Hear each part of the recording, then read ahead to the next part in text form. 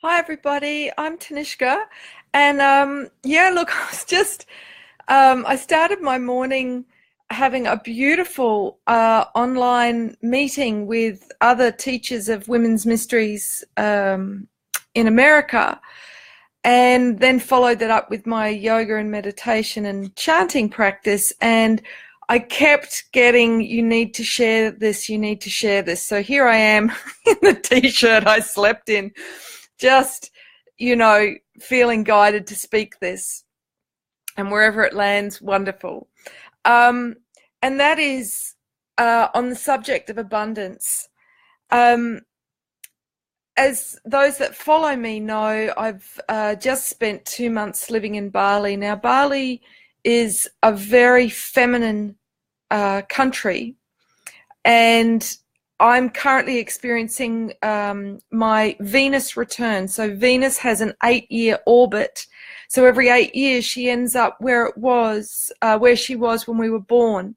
And that gives us an opportunity to expand more into our full feminine potential, to dive deeper into our experience of womanhood, to access greater insight and understanding into the teachings and living and embodying those as a vessel for sacred feminine energies. Hello, Adriana. So what's been given to me through my own personal journey is that I was able to see where I was pushing the river. So, the greatest strength of the feminine principle is receptivity. If we think about the element of water, which is a feminine element, it is receptive. It is going with the flow. It's not pushing the river. Now, anybody who knows me, my sisters, that have witnessed me up close for many years, have often said to me, you work harder than anybody we know. And it's been true. Yeah, I've been so ignited to do everything that I could to help shift the old paradigm, because I could see the cost of it on the feminine in men and women and in our children. So that's what's inspired me to work the long, long days that I have done. But when I was in Bali, the energy there, the vortex in Ubud, would not allow me to work 10, 12, 14-hour days. It forced me to go with the flow, because it's a vortex. It's one of the places on the planet where those dragon lines, the major meridians of sacred feminine, sacred masculine, cross over. And so there's this hum, there's this energetic pulse that you can't force your agenda. You cannot impose your will upon divine will. It won't allow you to. It will break you if you try. Okay. So, and I did experience, some back issues where I was trying to maintain a structure that was not divine will. So I was out of alignment, literally, in my skeletal system. Hello, Carla. Hi, Jen. Hi, Margot. Hi, Ritika. Beautiful. Thanks for joining me. So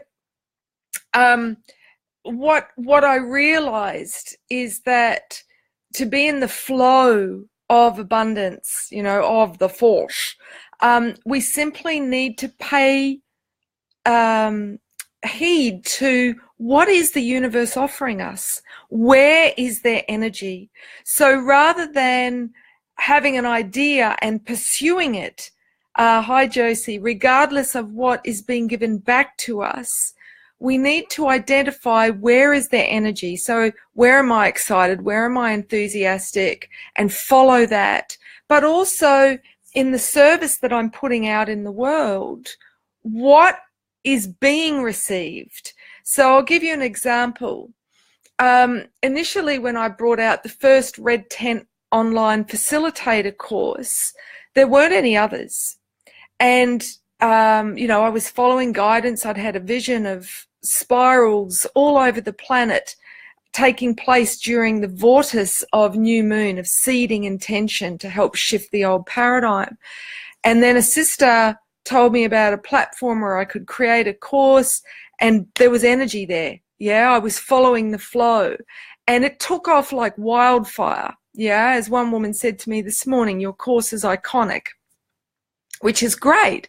But then I noticed that the enrollment started to diminish. And this didn't make sense to me because everyone that had done the course absolutely raved about it. So, you know, I responded from the mind. I responded from fear, and I put more time, more effort, more money into trying to reach more women, to convince them why this course was of value, you know, promoting it, putting my energy out there, which is being in the masculine polarity.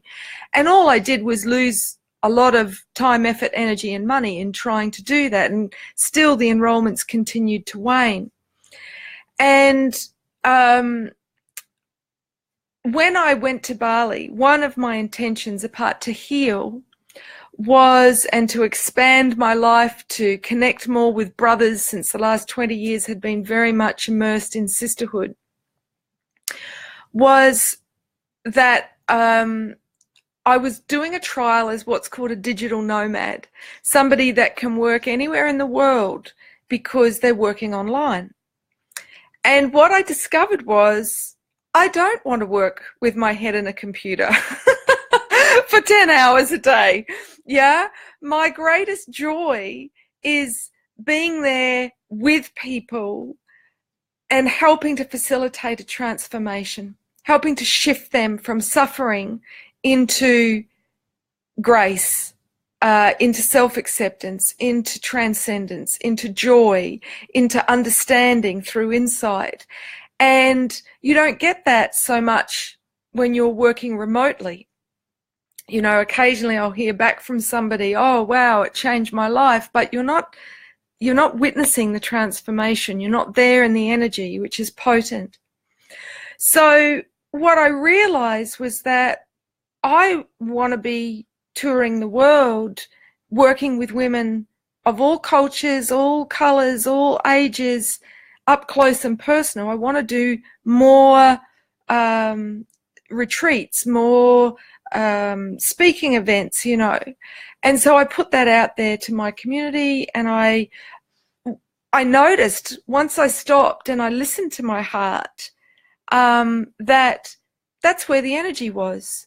You know, I've got more women that have enrolled for my live facilitator training for women's rites of passage that are flying in from all around the world than the women that have enrolled for my most recent online course. So, you know, we only have to be aware. We only have to look at what is, rather than being in a state of separation with an agenda of, right, I've got to make this work, I've got to create something that's viable and sustainable, you know, I've got to fulfill my mission, I've got to reach people.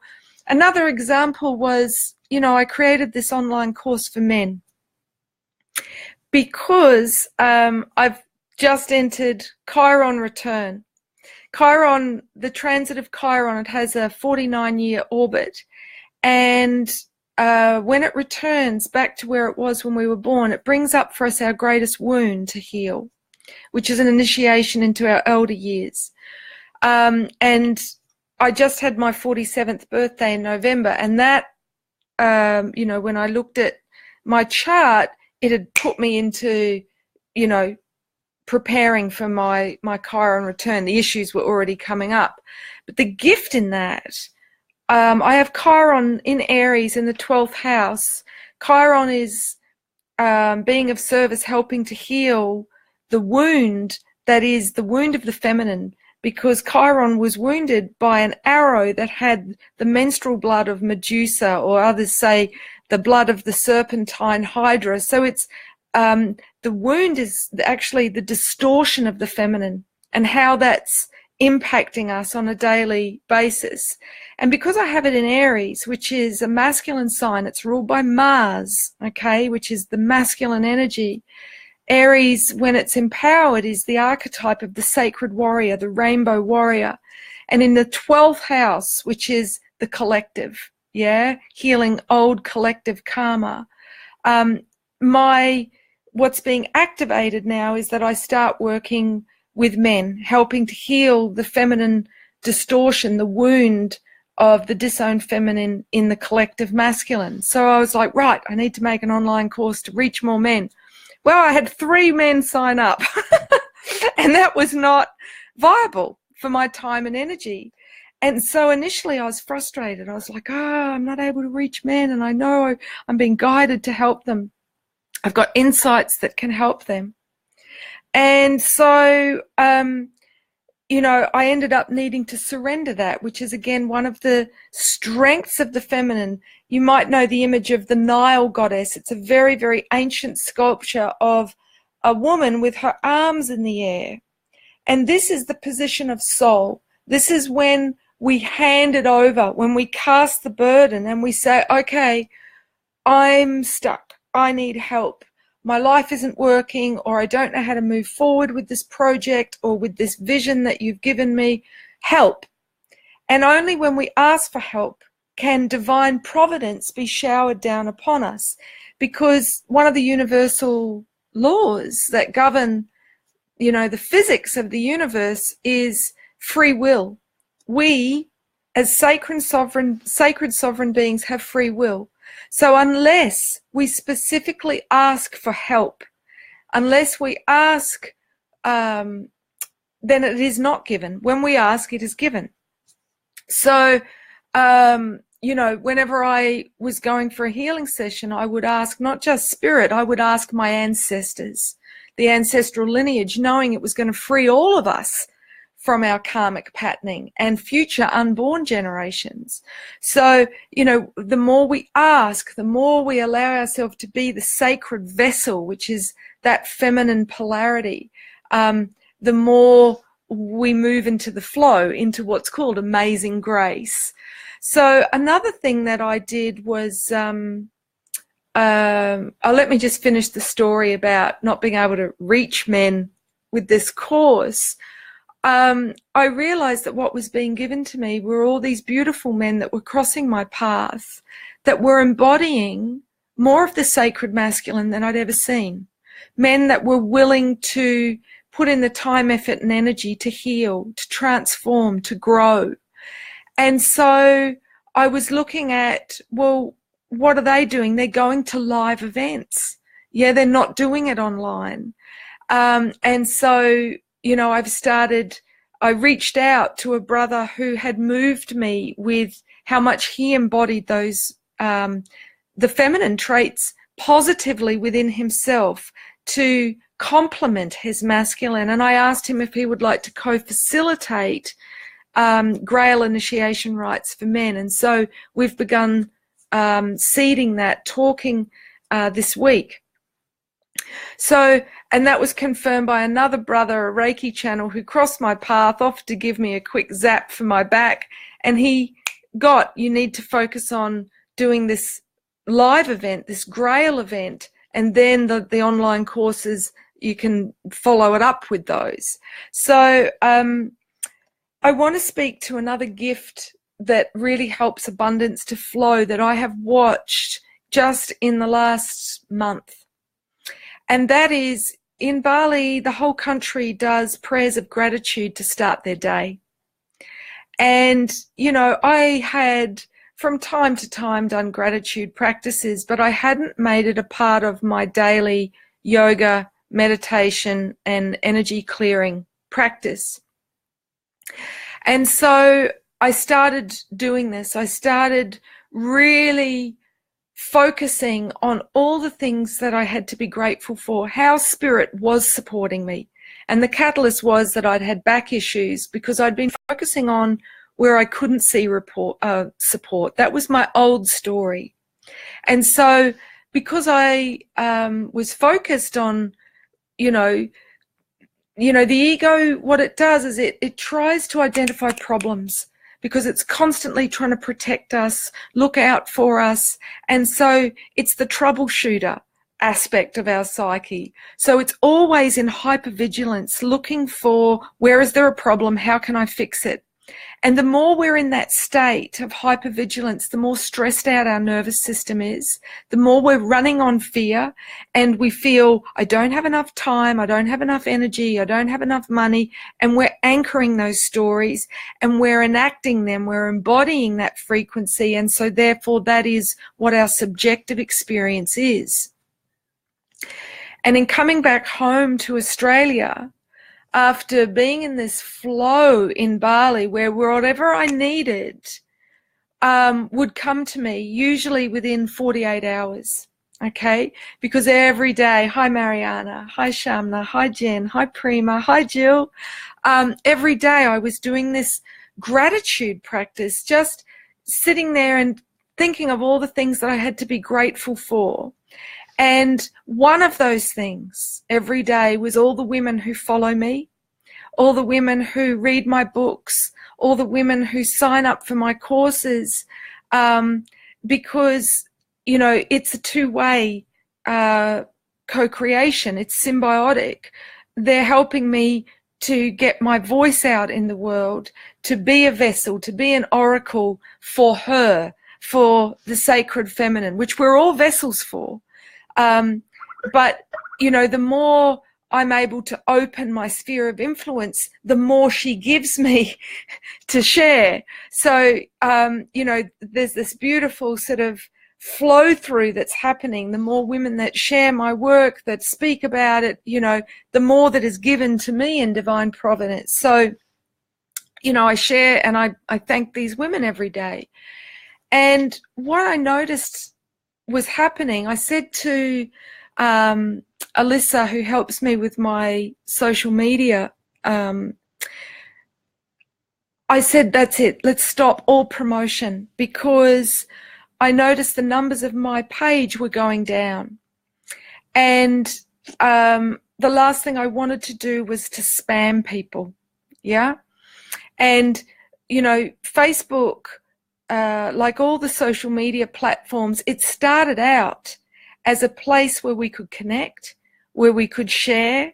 It was a place that met the need of community, which is the need of the inner self, the feminine, the need to be seen, be heard, be witnessed, and to contribute and participate, to feel connected. And so we all jumped on board globally, yeah? But then what happened, once we were all in there, Facebook and YouTube and all of these went, right, now we've got them in there, let's monetize. So the algorithms changed. And on Facebook, where I have my biggest following, that was February in 2014. And overnight, they culled 25,000 people off my page. And then, literally, like turning off a faucet, turning off a tap, I couldn't reach my audience anymore. And it was because they wanted me to pay, you know, like extortion, in order to meet my audience, in order for me to be able to reach the people that had said, I want to follow her, I want to hear what she has to say. And so what this meant was my posts would show up on people's pages for maybe a week or two if they liked me, and then they would stop seeing me. And so if I wanted to reach them, I'd have to pay Facebook a lot of money. Now, this is the old paradigm. This is the patriarchal way. Just like television, if you wanted to have a voice on television, you needed to be able to afford, you know, corporate advertising rates. And so our place for the people to gather and to harness our people power for the Aquarian age got undermined by this old patriarchal agenda of monetarization. And so initially, in my desperation to still be able to connect with all the people that had gathered around my page, I did start paying, yeah? And I think I ended up spending maybe $10,000, you know, when I couldn't reach them myself. I then employed, you know, consultants that, you know, could help me to create Facebook ads, and, you know, and, you know, it just, I might as well have just thrown money in a hole. Yeah, it was pointless. Yeah, I tried, all the marketing online courses that Facebook is absolutely flooded with now. And still it was just money down a hole. And so I went, that's it, enough. I'm not spending another dollar trying to play this game of extortion, of trying to reach the people that wanted to follow me. And I realized when I was giving one of my free webinars that I needed to follow my own advice. Yeah, walk my talk. The webinar that I was giving was about creating a positive vortex. And it was for those who, are bringers of the dawn, those that are working as healers, as teachers, as space holders, creating a space and a place that was safe for people to transform and be vessels for the new paradigm. And hi, Judy. And so actually, I shouldn't, every time I go and say hello to someone, I lose my train of thought. So I'll try and stay just, in this stream of consciousness as it wants to come through. So what I realized is that I needed to stop, trying to put myself out there. Like the masculine is like an arrow, okay, or like the head of a penis. The energy is putting ourselves out there, whereas the energy of the feminine goes like this. Yeah, it's about come in. Come and have a cup of tea. Here's my welcome mat. Come and sit with me. Come hither. Yeah, it's magnetic. We invite people to be part of something. It's inclusive. It's communion, community. And so here I was speaking about this in this free webinar I was giving, and I went, dope. I haven't been applying this in my own fear that I was, every day watching losing people. And so I went, right, enough. We don't do any promotion. Instead, what I do is I go back to just providing as much free content as I can and connecting with people. So making sure that I show up personally on my page, that I don't have, a volunteer go in and sort of moderate the page for me, that I personally respond to people, and that I do these live videos where without makeup, okay, just as I am, when I'm impulsed to speak whatever is being given to me as a vessel, trusting that that is what's needed at that time, and that would then create community. Now, the other thing is that live videos is something that the Facebook algorithm really likes. So, because people are wanting more connection in such a paradigm of the digital age, people are more isolated than ever. And so they're wanting live contact. They're wanting authenticity, and live videos do that. And I've had a lot of feedback from people saying, yes, we're loving your live videos. Bali seems to be working for you, Tanishka, So, this new paradigm of Eden is about showing up naked, not, me exposing my genitals in your face on Facebook. I'd be taken off. But by being real, by being as stripped back, which is what the feminine does. She strips it back through her descent down into, the underworld, into the bones, into what is really true for us. She strips it back by sharing her own shadow, her own experience.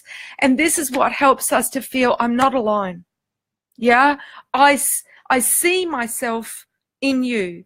I am reflecting the I am.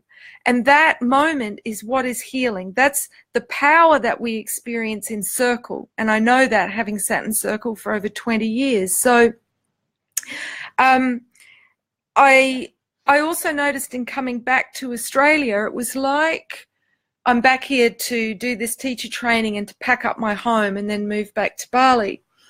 that it was like going back in time. It was going back to visit my past chapter, my past self, the frequency that I'd operated on prior to this big shift, this big initiation that I'd been put through in Bali, which coincided with my Jupiter return and my Venus return. So really expanding my sacred feminine energy within myself and embodying that on a whole new level.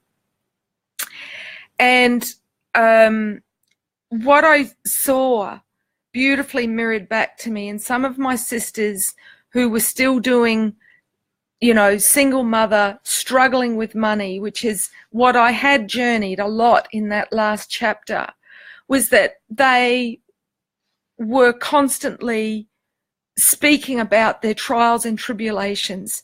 You know, they were needing to vent because they were just feeling so unsupported, so overwhelmed. And so their dialogue was a stream of complaint, okay, constant affirming of scarcity, of lack, of the state of the world not being supportive of them, of the feminine, blah, blah, blah. And so in that was a huge gift. I went, wow, you know, I want to share that with my sisters who are in that paradigm, because I know it's real, okay? We can be in hell or we can be in heaven. And it's simply a trajectory of what am I expecting, what am I putting out there with my thoughts, with my words. And I know we've heard this all before, okay? You know, The Secret came out, you know, in terms of Wicca, you know, there's the law of, you know, thought, word, deed. These are not new concepts. But when you get it in your own life, when you start living it, yeah, I've stopped complaining. That is huge. The payoff that I used to get for complaining was, what was mirrored back to me was people urging me on, giving me support, telling me that I was doing a good job, or I was getting compassion. So I was getting payoffs by being the victim. But that was showing up in my body. Yeah, dear brother, the one I'm doing the Grail things, he also had back issues, and he said he got it. Whenever he went into victim, his back went into spasm, and I watched my mother play that out. I played it out when I wasn't holding myself up by being straight, by being in alignment with divine flow. So this is not to say that there isn't a time and a space to be able to share what burdens are resting upon your heart. You know, that's why we gather in red tents, to be able to speak our shadow, but from a place of going, what's my lesson in that? So we're not creating this negative vortex of just woe is me, which then attracts more of the same, particularly at new moon, but rather we are acknowledging, right, what has been my dark story? What have I been manifesting? I only have to look at my life and I'm seeing reflected back my belief systems, the thoughts and words that I'm putting out there. So if we don't like what we're living, bring the power back to us as creative manifestors, as conscious creators, and go, I'm creating this. I can uncreate this. I can weave a new story. But I need to stop affirming the old is truth, because it's a distortion, it's an illusion. And this is how we've separated ourselves from abundance. You know, I was running a lot of patriarchal beliefs about the feminine, which is people won't pay for sacred feminine teachings, or you know, I was citing Maslow's hierarchy of needs, and, you know, but in doing that, I was doing myself a great disservice. To look at it from the other perspective, we say, well, hang on a second. We're now in the age of light. We're now in the Aquarian age. This is the most valuable resource. This is what people need in order to make the shift. They need cyclic wisdom and midwifery. They need an understanding of their inner landscape, of their archetypes. They need to learn how to heal, how to release trauma if they're going to step into a life of grace. So what we have to offer as women, as priestesses, is as of the most value right now, and people need it. So there can be fair exchange so that we can sustain our service to the global family. Something else I want to touch on is, when it comes to abundance, is being resourceful. Now, this is one of the strengths of the feminine. When we think of the mother goddess, the archetype of Demeter, when she's operating in the positive, she is resourceful. That means she looks at her resources and she says, how can I generate more with what I already have? Rather than going, how can I make more? How can I have more of that which I don't currently have? What do I have? So that again starts with gratitude, noticing what we do have a surplus of.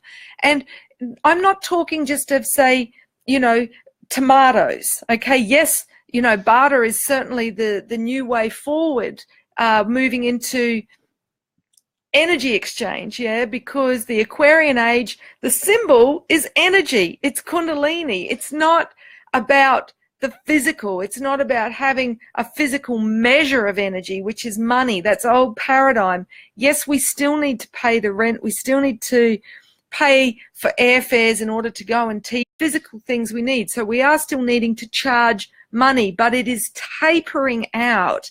And the way it's tapering out is every person who crosses your path organically, who the universe, who divine will puts in front of you, has a gift for you. And you have a gift for them. And our job is simply to figure out what is that mutual gift through communication, through the sharing of information. Again, one of the strengths of the Aquarian age. And when we do that, we gracefully both get our needs met. Okay, so I'll give you an example. I needed to find someone who could drive a truck to help me with moving all the stuff out of my home and put it into storage. So I asked my community on my timeline on Facebook, is anyone out there able to drive a truck? Because I don't have that skill. Happy to pay you for your blah, blah, blah. And a number of brothers responded, and a sister said, what about this particular brother? And she said, he's got a removalist business. And this brother, he's a beautiful man. He played Dig at one of my first Australian tour. He did my men's circle training. He didn't have the money at the time, so I said, let's do barter. But that exchange, for whatever reason, it didn't get completed. So I gave him the course, but I just, I'd actually forgotten that the exchange hadn't been completed. And we spoke yesterday and he said, oh, I never completed the exchange, so you don't have to pay me for the move. So this is the thing. When we move into divine trust and just keep putting it out there to our community, which is a resource. Our community is a resource. If we need something, put it on your timeline and say, okay, this is what I need. Does anyone know how I can get it? I've done that when I needed a graphic designer, or when, and that way you're getting, the power of recommendation too. But what happened for me in Bali, I just started meeting all these women that had the skills that I needed in my business. Now, ever since I was hacked a year ago by my virtual assistant, my PA, who just robbed me for everything that I had, I found her on Upwork. I went, okay, I can't have somebody offshore who is working deep within my business, so has all my passwords and things. But I didn't have the money to pay somebody the Australian award rates for a full-time job to help me, and there was too much work. I was doing the work of about 10 people, and I'd, from a place of scarcity, thought, well, I can't charge more than what I'm charging now, because my market is, women who are pursuing spirituality, so they're not pursuing the dollar. So that mindset had put a glass ceiling in my own business where I was working harder and harder and harder and not able to support myself. The running costs of my business were $200,000 a year the last few years. Now, a lot of people would be shocked to hear that. It's like, well, don't you just do a blog? You know, there's so many plugins that you need in order to run a digital business, right? So, you know, my income was like $8,000 for the whole year. You know, I was literally still on the poverty line. Then it was a bit more than that. And the last year it was $40,000 for the year. So, you know, this is not a lot of money. People that are working a full-time wage job would go, my God, why would you? Why would you be self-employed and work for peanuts? Those of you that are committed to a sacred purpose and a mission will know you can't not do your calling once it calls, once you identify what it is. But you have to constantly adapt and read the signs. The feminine is chaos. The feminine is change. It's the nature of life. So we have to constantly adapt and grow. And being self-employed is a huge gift in terms of self-mastery on the physical plane, because your survival depends on you learning your lessons, on reading the feedback of what's happening, what do I need to do to adapt. So what I did was I put the call out for women who had the specific skill sets that I needed for the tasks within my business to work on a work exchange basis. So basically as an intern, except they weren't doing it for free, because after I was hacked, I had a few women say, hey, we'll be volunteers. But that didn't work out for longer than, I don't know, a month to 2 months, because if people are working for no exchange, it's not sustainable for them. So I identified that I needed to create a work exchange program, but it needed to have a structure. It needed to have guidelines and a parameter so that both parties were equally held and their needs were equally met. So what I did was I created this agreement.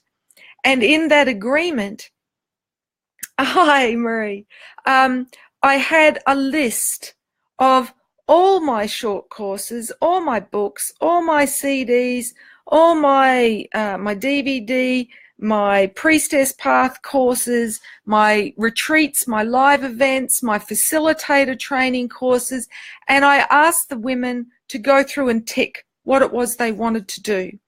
And then Jen, who is my trusty PA, who I could afford to employ part-time, she would then work out what the dollar value was, and we would offer an hourly rate for them to work off the barter exchange, so that their enthusiasm for the work didn't wane, because they didn't see themselves as doing me a favor.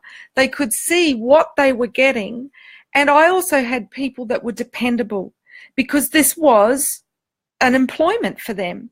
It also meant that I wasn't having to pay work cover, superannuation, holiday loading, all the things that, you know, at the time as a single mother, I couldn't afford to pay. So I could grow my vision. I could fulfill what it was that was being asked of me by, you know, intuitive divine will, but in a way that was feminine, through sharing resources.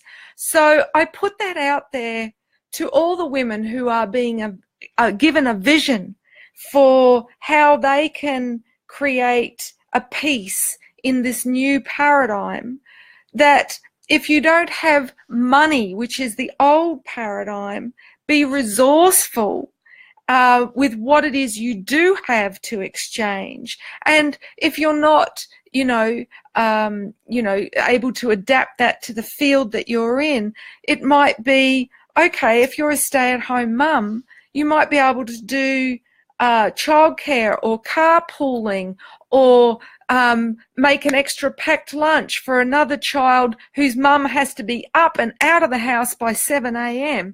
You know, look at what you enjoy doing, Yeah, look at what your bliss is, and just put it out there to your community. Think in creative ways as to how you can create more abundance by being resourceful. So that's everything. This time I made a list of bullet points so I didn't forget. You know, it was such an important topic that I really Trina's asked a question. Let me just, and I noticed, Trina, you actually put a comment on one of my daily posts today about having back issues. So I'm really glad that you're here. You've said, has anyone else's stuck the vid? Oh, okay, the video stuck. Mine's on repeat. Oh, interesting.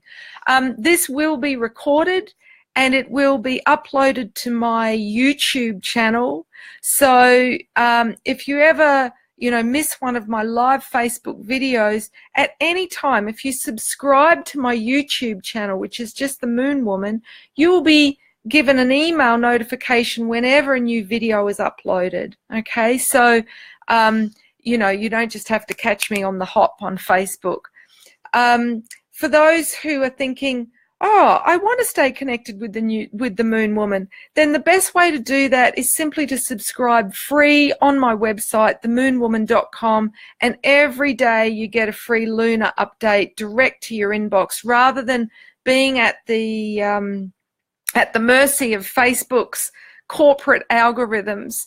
And yes, you can go to the following tab and click see first, but personally, the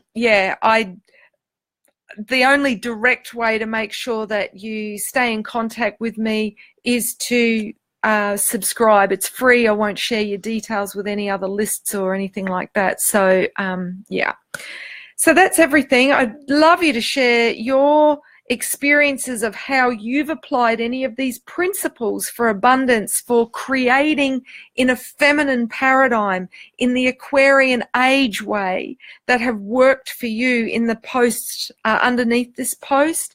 And if you have friends that have back issues, that are always complaining, that are struggling with money, or working long hours and feeling overwhelmed by their call to service, not feeling supported by the universe or by, the world at large, please share this with them.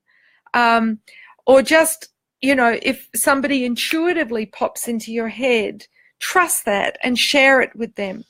So, number one, be receptive to what is crossing your path today. This is the universe trying to help you. Okay, if you don't know what it is when someone crosses your path, start a dialogue, start a conversation so you can identify. It might be they have a pearl of wisdom to offer you. It might be that they have an experience that holds a teaching in it for you that is a mirror for where you're at. It might be that in you speaking what's present for you or what you need, they're able to go, oh, I know somebody that does that. So this is how we can help each other to create the matrix in a way that we all blossom and flower. Number two, surrender your plans. Okay, don't impose your will on divine will. Yeah, if you're pushing and pushing and you're not getting the enrollments, you're not getting the response you want, then pull your head out. Look around and reevaluate, reassess, reflect. This is, the strength of the feminine, and go, what is being given? Where is their energy? And the more we connect with the lunar part of us and the water part of us. So this is the sacral. See how I'm wearing orange at the moment? This has been my big healing with my Jupiter-Venus transit this year, in understanding that, I was just fully on turbo, charge, building my mission, changing the world, re-empowering the feminine, that I had so much fire, even my eyes were red. and that I needed the water in my life to be rebalanced. My kidneys were sounding the alarm, and I literally wasn't drinking enough water. So I've just done a 3-day juice fast, and I'm looking at ways that I can be with the element of water. I can flow like the element of water. I can be more present to my feelings, to my emotions. And I can be flexible like the element of water. So yeah, if I don't do my yoga, what happens? I go back into being inflexible in my thinking, and I go back into mind, into my masculine paradigm. So be grateful. Do a daily gratitude practice. And this, by doing that, by focusing on that, you will just stop complaining. Okay? So rather than complaints being your mantra, gratitude will be your mantra. And finally, be resourceful with what you have. Look at the bounty of your gifts. Yeah, often we can overlook what are our gifts because we do it so easily. It comes so easily that we devalue it. We think, oh, anybody can do that. Why would you charge someone for that? You know, or no one else needs that. What comes easily for you, believe me, is really hard for somebody else. So value your gifts, value what you have to offer the world. All right, blessings wherever you are in the world. May you all be in the flow of abundance today and every day, because we can learn our lessons through grace, through beauty, through joy, through pleasure, through prosperity, through fecundity, through community, rather than separation, struggle, feeling scarcity. Yeah, all the things that the feminine has journeyed through in the last 2,000 years. It ends with us, okay? It ends with us just jumping onto that different time track and honoring that we are each the sacred vessel for that divine flow. So blessings, and thanks for tuning in. Ciao.